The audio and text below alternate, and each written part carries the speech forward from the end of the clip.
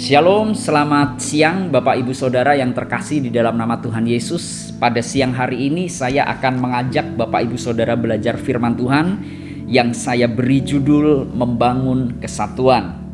Firman ini saya sampaikan dalam beberapa kali, judul yang sama tetapi isinya berbeda dari berbagai sudut pandang. Nah, mari kita akan lihat di dalam Matius pasal 12 ayat 25. Saya akan bacakan terjemahan firman Allah yang hidup.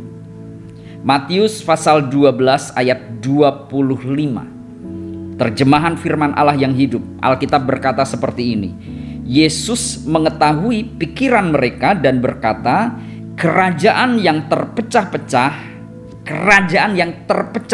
atau tercerai-berai, atau kerajaan yang tidak punya kesatuan, akhirnya akan runtuh, kata Yesus. Kemudian dari kerajaan, Yesus memberikan analogi yang lebih bawah lagi, yaitu kota. Sebuah kota kemudian ke bawah lagi, atau sebuah rumah tangga yang warganya saling bertentangan akan berantakan. Saudara, menarik sekali Yesus memberikan sebuah statement atau sebuah penjelasan kepada orang-orang pada waktu itu bahwa sebuah kerajaan yang terpecah-pecah akan runtuh. Sebuah kota atau rumah tangga yang warganya saling bertentangan tidak pernah selesai, maka kota itu atau rumah tangga itu akan berantakan. Saudara, dari ayat ini kita bisa mengambil sebuah kesimpulan bahwa ketika terjadi pertengkaran yang tidak kunjung selesai, ketika terjadi perpecahan, maka dampak yang ditimbulkan akan merugikan bagi setiap orang yang mengalaminya.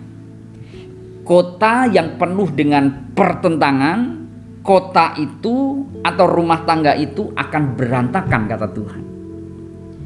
Kerajaan yang megah, kalau ada keterpecahan di situ, kata Tuhan, kerajaan itu akan runtuh. Kita harus menyadari bahwa perpecahan dampaknya selalu negatif. Rumah tangga yang penuh pertentangan, dampaknya seisi anggota rumah tangga tersebut punya sakit hati dan mentalnya tidak sehat. Sehingga ketika keluar dari rumah tersebut, orang-orang yang mengalami pertentangan dalam rumah tangga, yang rumah tangganya penuh dengan pertengkaran, keluar dari rumah, bergabung di gereja, kebanyakan mereka mempunyai hubungan yang tidak baik dengan sesama. Dan Alkitab berkata bahwa dampak dari perpecahan akan meruntuhkan apa yang kita bangun.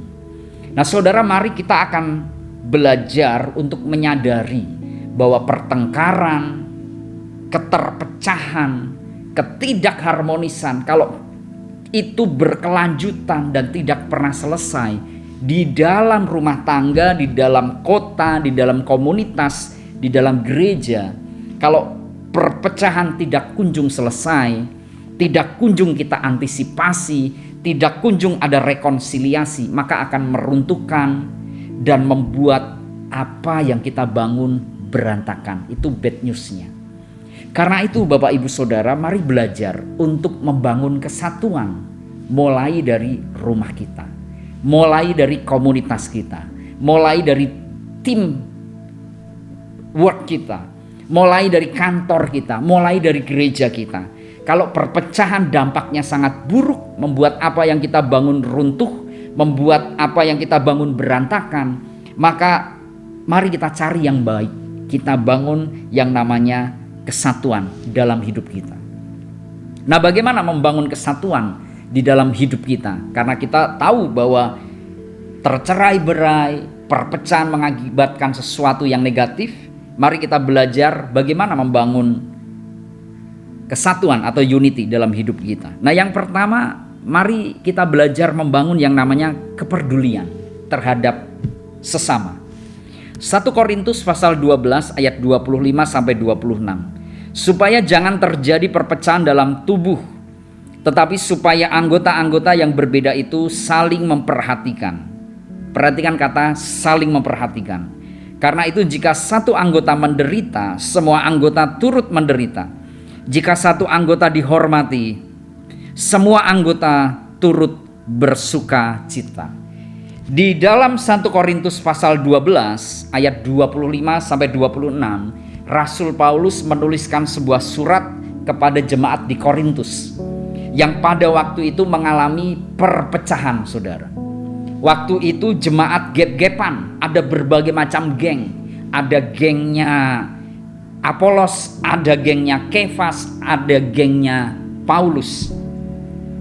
Masing-masing kelompok ini tidak mau ngeblend, masing-masing kelompok ini saling berkompetisi dalam satu gereja, dan masing-masing kelompok ini mengklaim bahwa kelompok mereka yang paling benar. Ketika Rasul Paulus sebagai perintis jemaat di Korintus tahu tentang kondisi gep-gepan yang terjadi di dalam gereja, Rasul Paulus menegur jemaat di Korintus dengan berkata, jangan ada perpecahan dalam tubuh Kristus. Kemudian Rasul Paulus memberikan sebuah tips antisipasi. Jangan ada perpecahan, tetapi anggota yang berbeda harus saling memperhatikan atau saling peduli. Saudara, kalau kita berbicara tentang perpecahan, salah satu cara untuk menghancurkan perpecahan adalah menumbuhkan kepedulian atau sikap saling memperhatikan antar sesama anggota tubuh Kristus. Rasul Paulus memberikan sebuah penjelasan kepada jemaat di Korintus. Kalian jangan terpecah-pecah, kalian jangan gep-gepan, tetapi kalian harus saling memperhatikan, saling memperdulikan, karena kalian adalah anggota tubuh Kristus. Kalau salah satu tubuh kita sakit, maka seluruh tubuh kita sakit. Karena itu kita harus saling memperhatikan. Nah, mari di dalam kehidupan kita sebagai anak-anak Tuhan, mari kita mewujudkan kesatuan. Dengan apa? Dengan saling memperhatikan sesama anggota yang ada. Di dalam rumah tangga, mari kita saling memperhatikan, saling membantu, dan saling menolong. Di dalam komunitas gereja, komunitas pekerjaan, mari kita berkolaborasi untuk mencapai sesuatu yang positif, bukan berkompetisi, menjegal sana, menjegal sini untuk mendapatkan nama demi kebanggaan seorang diri. Nah, mari kita belajar bersama-sama. Rasul Paulus mengingatkan kita sebagai tubuh Kristus, kita harus saling memperhatikan. Karena itu kita sebagai tubuh Kristus, kalau ada yang sakit, kita harus perhatikan mereka. Minimal dengan mendoakan mereka, minimal dengan kita mengirimkan WA kepada mereka supaya mereka hopefully cepat sembuh. Karena itu kita sebagai tubuh Kristus melihat saudara kita yang imannya mulai mundur, mari kita ingatkan mereka. Sebagai sahabat yang baik, kalau kita lihat sahabat kita imannya mulai mundur, mulai jarang ke gereja, mari kita kasih teguran kepada mereka. Kita ingatkan mereka, jangan kita biarkan. Sebagai anggota tubuh Kristus, mari kita melihat siapa yang perlu dibantu, kita bantu. Karena dari situ nilai-nilai kerajaan Allah bisa kita praktekkan, dan gereja bisa jadi teladan bagi semua orang yang ada di sekitar gereja.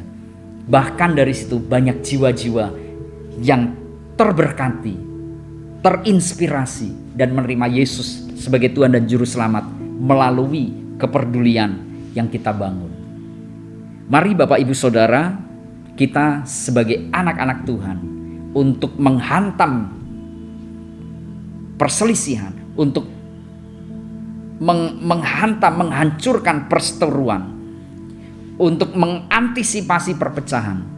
Mari kita membangun yang namanya kesatuan dengan saling memperhatikan, saling membangun, dan saling menolong sesama kita. Firman Tuhan berkata, bertolong-tolonglah menanggung bebanmu, karena demikianlah engkau memenuhi hukum Kristus. Mari kita praktekkan supaya kita semakin erat dalam persatuan. Tuhan Yesus memberkati.